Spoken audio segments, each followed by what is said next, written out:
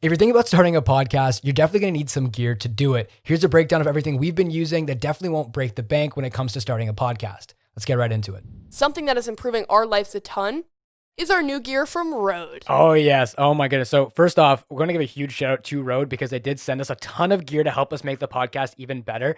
And so this is a quick thing for anyone listening who wants to start a podcast like how we did and just kind of get a good idea of it. Here's a couple of things and a couple of tips you guys could use, especially couple of things you can pick up from Rode, because this is definitely not a super expensive setup by any means.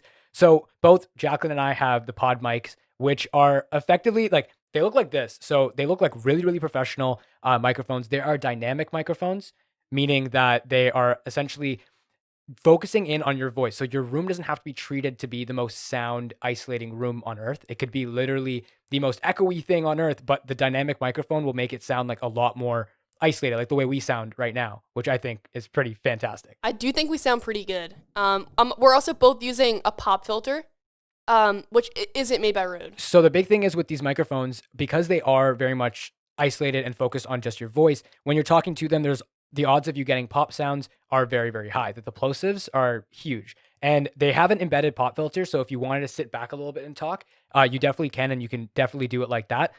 For myself and for Jacqueline, we're both in non-sound treated rooms, and like there's a lot of echo, so we like to be a lot closer. So we got an extra pop filter just to make sure that those pops don't happen. But there is a pop filter also embedded inside, which makes it even easier. These mics are also XLR, meaning that they are like producing some of the best sound output because XLR in comparison to USB is a huge difference.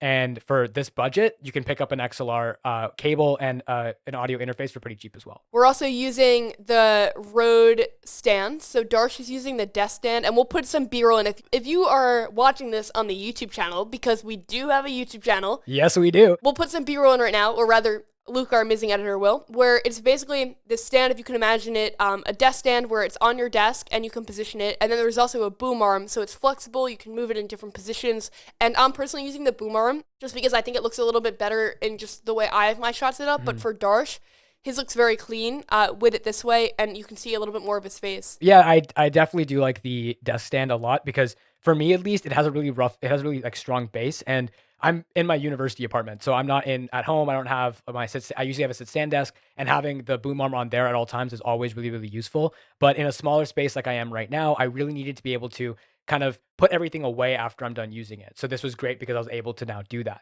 But another thing with Rode though, like Rode is actually one of the best audio brands in time, and like they're actually okay. Generally, we love Rode. Like we genuinely do. They were the first product I ever bought on my channel. Yeah, exactly. And I remember when you brought up the Rode NT USB, you're telling me at least how awesome it was. And I couldn't pick up an NT USB. I picked up a Blue Yeti.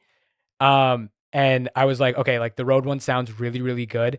And I kind of regret not picking it up. And then when we hit up Rode and we talked about Rode in the podcast, we tweeted at them. They're like, yo, what? You guys use our stuff? You like our stuff? All right. Like, let's see what we can do for you guys. Help make your podcast even better. They're amazing. They literally sent us so much stuff. Like so much gear. Oh my God. That unboxing haul was so much fun to do. Yeah. Thank you. Like seriously, Rode, thank you so much. Like thank you so much, Rode. Rode is like literally one of the like few companies that genuinely like supports the creative community, sees value in it. They were one of the first companies to ever like send me a review in it.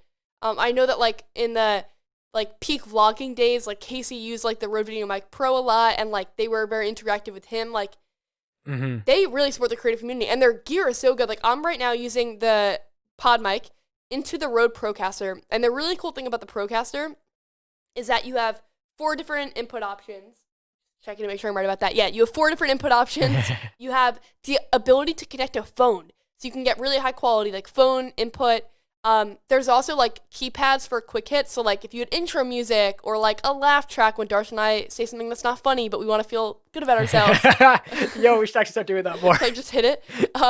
Yeah. You have the mute button, you have the levels, and it actually, Darsh was just telling me about this yesterday.